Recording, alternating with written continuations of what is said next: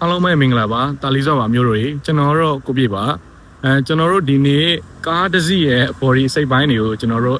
့အင်္ဂလိပ်လိုတစ်ချက်လောက်ဘာသာပြန်ကြည့်အောင်ဗျကျွန်တော်တို့မြန်မာလိုဆိုရင်တော့ဒီကောင်ကိုကျွန်တော်တို့မီးကြီးလို့ခေါ်တယ်ပေါ့နော်သူကတကယ်တော့ဒါဆိုရင်ဒီကောင်ဆိုရင်ဟက်လိုက်ဗျာဟက်လိုက်လို့ခြုံပြီးတော့ခေါ်ကြတယ်ပေါ့နော်ဒီယောက်ကမီးတန်းပြေးနေတာလေးကဒါ daytime running light ပေါ့နော်နေ့ကင်းမှာညင်အောင်ပေါ့နော်ကားကို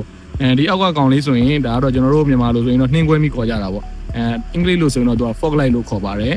်ဒီကောင်ကတော့ပန်ပါပေါ့နော်ဒါကတော့မဆန်းပါဘူးအင်္ဂလိပ်လိုလည်းပန်ပါပဲမြန်မာလိုလည်းပန်ပါပဲခေါ်ကြတယ်ဒီမှာဆိုရင်နောက်တစ်ခုကဒီမှာဒီ skirt ပေါ့နော်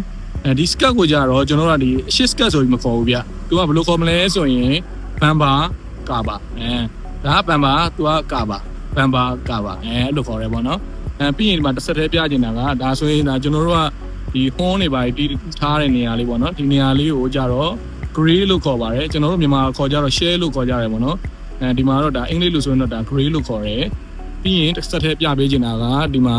bonnet ကျွန်တော်တို့မြန်မာခေါ်တော့ bonnet တကယ်တော့အင်္ဂလိပ်လို့ဆိုရင်သူ့ကို hook လို့ဒါခေါ်ရပေါ့နော် hook ဒီကောင်ဆိုရင်ဒါကျွန်တော်တို့မြန်မာခေါ်ဆိုရင်တော့ပါချမ်းပေါ့ဗျာသိရမလားရှစ်ပါချမ်းပေါ့ရှစ်ပါချမ်းကိုကြတော့ front fender ဆိုပြီးတော့ခေါ်ပါတယ်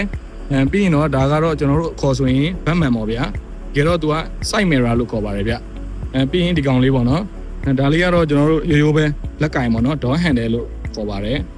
်ကျွန်တော်တို့ဒီဘေးကိုကြာရင်ဒီအောက်ကဒီ skirt လေးကိုကြာရင်ဒါ side skirt ပေါ့နော်ဒီဟာလေးတော့ဒါ side skirt လို့ပဲခေါ်တယ်ဒီမှာသူကအနောက်ထိ side skirt လေးပေါ့နော်ဒီကျွန်တော်တို့ဒီတကားကွင်ပေါ့နော်ဒီတကားကွင်ကိုကြာတော့ကျွန်တော်တို့က window trim လို့ခေါ်ပါတယ်ဒီတကားကွင်ကိုပေါ့နော်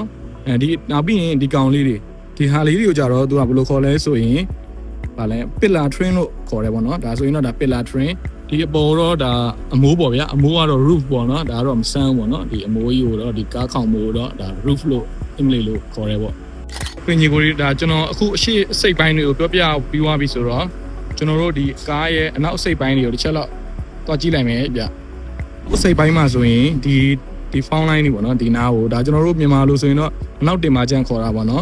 ်ဒါဟိုတကယ်တော့ quarter panel လို့ခေါ်ပါတယ်ဒီအနောက် rear quarter panel ပေါ့နော်အပြည့်စုံဆိုရင်တော့ဒီကောင်ကတော့ဘာမှမထူဘူးဒီ rear bumper ပေါ့နော်အနောက်ဘက်မှာဒီအောက်ကိုကြတော့ဒါ skirt cover ပဲပေါ့နော်ကျွန်တော်ခုနအရှိမှရှင်းပြသလိုပဲဒီအဆက်ပြောက်လေးတွေကတော့ဒါ parking sensor ပေါ့နော်ဒါကတော့ကားတစ်စီးမှာလိုအပ်တဲ့အရာလေးတွေပဲပေါ့ပြီးရင်ဒီကောင်ဆိုရင်ဒါထေးလိုက်ဒီအကုန်လုံးဒါအင်္ဂလိပ်လို့ဆိုရင်ဒါထေးလိုက်ပေါ့နော်ကျွန်တော်တို့ကတော့နောင်မီလို့ခေါ်ကြတာပေါ့ဒါဆိုရင်ထေးလိုက်ပြင်ဒါကတော့လူတိုင်းသိတယ် spoiler ပေါ့ဗျာမြန်မာလိုဆိုရင်တော့ spoiler ပေါ့ဒါကတော့ spoiler ပဲဖြစ်ပါတယ်ဒါအင်္ဂလိပ်လို့ဆိုရင်လည်း spoiler ပဲမြန်မာလိုကြတော့နည်းနည်းလေးအတန်ဝဲပြီးတော့ spoiler ဖြစ်သွားတယ်ပေါ့နော်ဒီကောင်ကတော့ဒါနံပါတ်ပြားပေါ့နော်နံပါတ်ပြားကိုကြတော့ကျွန်တော်အင်္ဂလိပ်လို plate ပဲခေါ်တယ်ဗျရိုးပဲ plate ဆိုရင်ဒါနံပါတ်ပြားကိုဆိုလိုတာပါဒီနောက်ဖုံးကိုကြတော့ကျွန်တော်တို့ဘယ်လိုခေါ်မလဲဆိုရင် tank ပေါ့နော်ဒီနောက်ဖုံးကြတော့ကျွန်တော်တို့ tank လို့ခေါ်ပါတယ်ဒီတန်းပေါ့နော်ဒီ skirt ကိုပြကျင်တာမဟုတ်ဘူးဒီတန်းကြီးဒီလိုသွားရတဲ့ဒီလိုတစ်ဖြောင်းလဲသွားရတဲ့တန်းကြီးကိုကြတော့ rocker panel ဆိုပြီးတော့ခေါ်ပါတယ်ကျွန်တော်ပြပေးချင်တာကဒီဘိန်းဘုံပေါ့နော်ကျွန်တော်တို့မြန်မာလိုခေါ်ဆိုတာဘိန်းဘုံဒီဘိန်းဘုံကိုအင်္ဂလိပ်လိုဆိုရင် wish arch လို့ခေါ်ပါတယ် wish arch ပေါ့နော်ဒီ arch ဆိုတာကဒီအကွေးသဘောလေးပေါ့နော်ဒီလိုအကွေးသဘောလေးကို arch လို့ခေါ်တာပါကျွန်တော်ဒီဗီဒီယိုလေးကဒါမသိသေးတဲ့ညီကိုတွေအတွက်ကိုရည်ရွယ်ပါတယ်ညီကိုတွေအနေနဲ့ဒီလို body အစိတ်ပိုင်းတွေကိုအင်္ဂလိပ်လိုတည်ထားခြင်းအပြင်ဒီကျွန်တော်တို့ online shop တွေမှာဖြစ်ဖြစ်ဒီ Lazada တို့ဘာလို့မှာပေါ့နော်ညီကိုတွေကားတွေရဲ့အပေါ်ပစ္စည်းတွေကိုလိုအပ်တဲ့အခါကျရင်အလွယ်တကူပဲအင်္ဂလိပ်လိုရိုက်ရှာနိုင်မှာဖြစ်ပါတယ်မဟုတ်ရင်ဒီဟာလေးတွေကလွယ်လွယ်လေးဆိုပေမဲ့နည်းနည်းလေးကျွန်တော်တို့ရိုက်ရှာရတဲ့အခါကျရင်နည်းနည်းလေးအခက်အခဲလေးရှိတယ်ပေါ့နော်ဒီဗီဒီယိုကြည့်ရတဲ့လူတွေဆိုရင်ဒီ body စိတ်ပိုင်းတွေကိုတော့ online မှာဖြစ်ဖြစ်အပြင်မှာဖြစ်ဖြစ်ဝယ်တဲ့အခါကျရင်ရှာရလွယ်ကူစေမှာပဲဖြစ်ပါတယ်ဒီကိုတွေကျွန်တော်ရိုက်ပြခဲ့တဲ့ကားလေးဆိုရင်2013 model Honda Accord ဖြစ်တယ်ပေါ့နော် 2.0 Dassi engine နဲ့ပေါ့ဈေးနှုန်းအဖြစ်ဆိုရင်လည်းကျွန်တော်တို့ဘတ်2,900,000နဲ့ရောင်းချပေးမှာဖြစ်ပါတယ်စိတ်ဝင်စားရင်လည်းမျက်မြင်ကိုယ်တွေ့ကြည့်ရှုလို့ရတယ်ပေါ့နော်အပြင်မှာ